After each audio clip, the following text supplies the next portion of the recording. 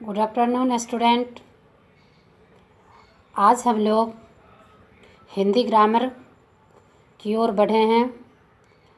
Class 7 के लिए chapter 1 भाषा, लिपि और व्याकरण।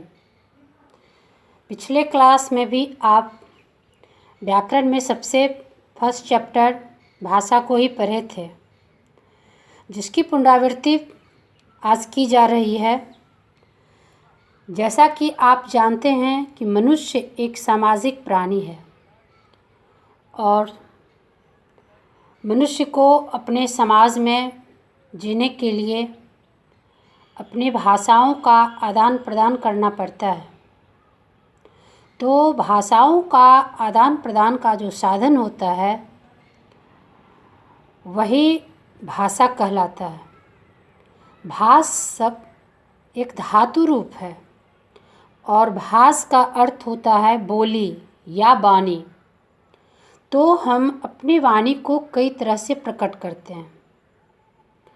कुछ बातों को तो हम बोल के रखते हैं और कह के सुनाते हैं।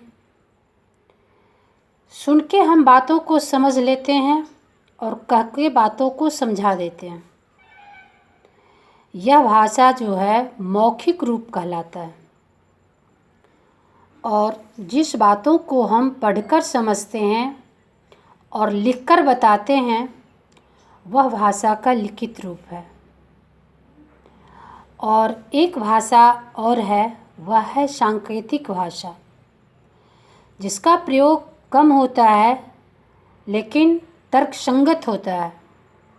जैसा कि आप जानते हैं कि एक छोटा बच्चा बोल नहीं सकता है, बहुत छोटा बच्चा जो बोलता नहीं है लेकिन अपने भाव को व्यक्त करता है, कभी रो करके, कभी हाथ को दिखाकर।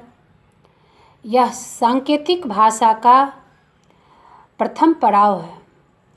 और द्वितीय में हम देखते हैं कि जब हम अपने बहुत भीड़ भाड़ वाले जगह में जाते हैं और आदमी की पहचान करना वहाँ बहुत मुश्किल होती है, आवाज़ काफ़ी गुंजायमान होती है, वहाँ तक मेरी आवाज़ पहुँच नहीं सकती है, तो हम हाथ का इशारा करते हैं। दूसरी बात से आप समझें कि जब ट्रैफिक के चौराहे पर पुलिस वाले चालक को हाथ से इशारा करते हैं, लेफ्ट और राइट, दाएं बाएं का, तो वह भी सांकेतिक भाषा का रूप है। यहाँ तक आप समझ गए होंगे कि भाषा का 3 रूप है, लिखित, मौखिक और सांकेतिक, जो कि आप पहले पढ़ चुके हैं। भाषा का रूप बोली, यानी बोली का क्षेत्र जो है वह बिल्कुल सीमित है और भाषा का रूप विस्तृत है। भाषा जो लिखा जाता है उसमें लिपि की अहम भूमिका होती है। किसी भाषा की पहचान उसकी लिपि होती है। जिस वर्ण को स्थायित्व प्रदान किया गया है, निश्चित माना गया है, वह लिपि का रूप है। जैसा कि आप जानते हैं कि हिंदी भाषा की लिपि जो है वह देवनागरी है। संसार में अनेक भाषाएं बोली जाती है, अंग्रेजी, हिंदी, संस्कृत, उर्दू, फारसी, अरबी, अन्य। उसी तरह हमारे देश में भी अनेक भाषाएं बोली जाती है, गुजराती, असमिया, तमिल, तेलुगु, हिंदी, अन्य भाषाएं। तो यह भाषा का अनेक रूप है, लेकिन हिंदी भाषा जो है वह हमारी राष्ट्रीय भाषा है, राजभाषा है, जिसका कि साधारण तौर पर हम बहुत आसानी से प्रयोग कर लेते हैं, क्योंकि वह हमारी मातृभाषा है। मातृभाषा यानी माँ के द्वारा सिखाई गई भाषा, घर परिवार के द्वारा अनुकरण की गई भाषा मातृभाषा कहलाती है। भाषा केंद्र बिंदु पर आधारित होता है। एक साधारण से भाषा का प्रयोग अगर सही न हो तो वह व्याकरण का रूप नहीं ले पाता है। अब हम देखेंगे कि व्याकरण के लिए 3 विभाग आवश्यक है: वर्ण विभाग, शब्द विभाग और वाक्य विभाग। वर्ण वह मूल शब्द है जिसका कि खंड या टुकड़ा नहीं होता है। हमारी वाणी जो है उसकी मूल ध्वनि वह वर्ण है। जैसा कि आप जानते हैं, हिंदी भाषा में वर्ण की संख्या जो है मूल रूप से 44 है।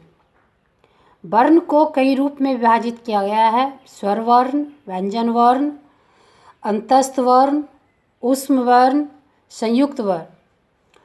और आप यह किताब के माध्यम से देखेंगे कि वर्ण जो है उसका सही प्रयोग अगर न होता है तो वह कभी शब्द का रूप नहीं ले पाता है। एक उदाहरण देके बतला रही हूँ। जैसे र और घ दोनों वर्ण हैं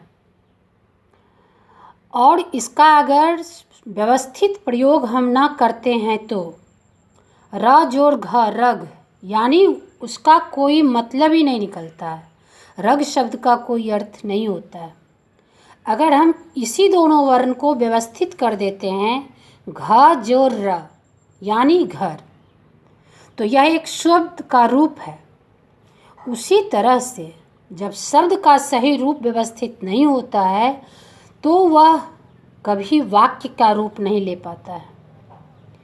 अब वाक्य को आप समझें, शब्द को व्यवस्थित करना समझें।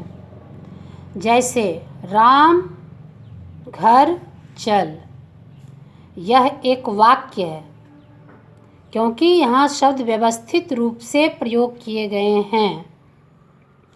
और अगर हम इसी शब्द को इस प्रकार व्यक्त करें कि घर राम है चल, तो यह वाक्य का रूप नहीं ले पाया।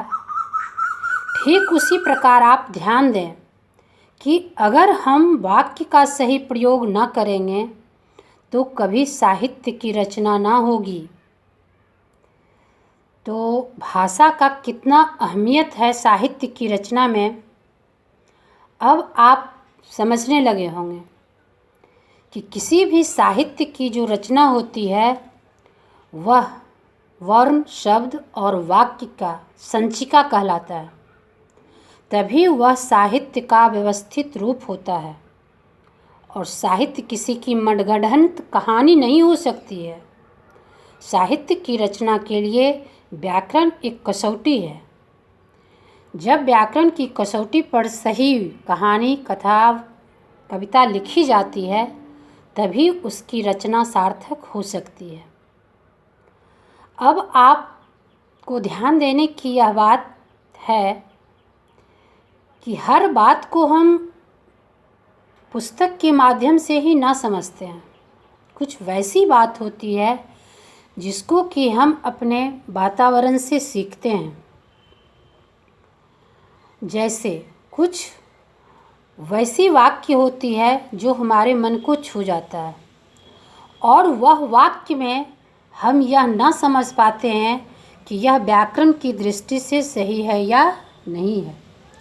इसी की पहचान के लिए व्याकरण होती है। कुछ वाक्य सार्थक होते हैं और कुछ वाक्य निरर्थक होते हैं।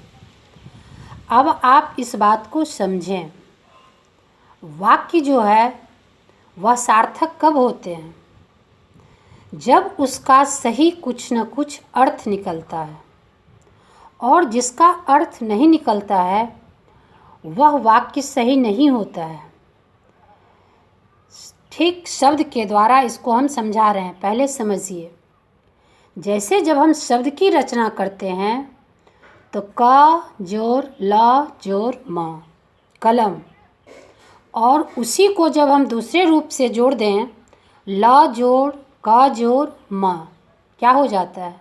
लकम। समझिए कितना अंतर है दोनों में, कोई मतलब नहीं निकल रहा है।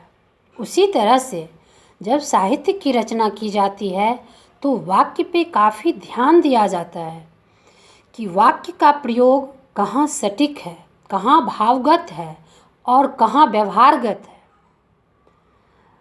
अगर आप इस बात पे अभी से ध्यान न देंगे तो आप अच्छे कहानी और कविता की रचना के लिए अपने भाव के द्वारा व्यक्त करने में सक्षम नहीं होंगे। आपको पग पग पे कठिनाई होगी।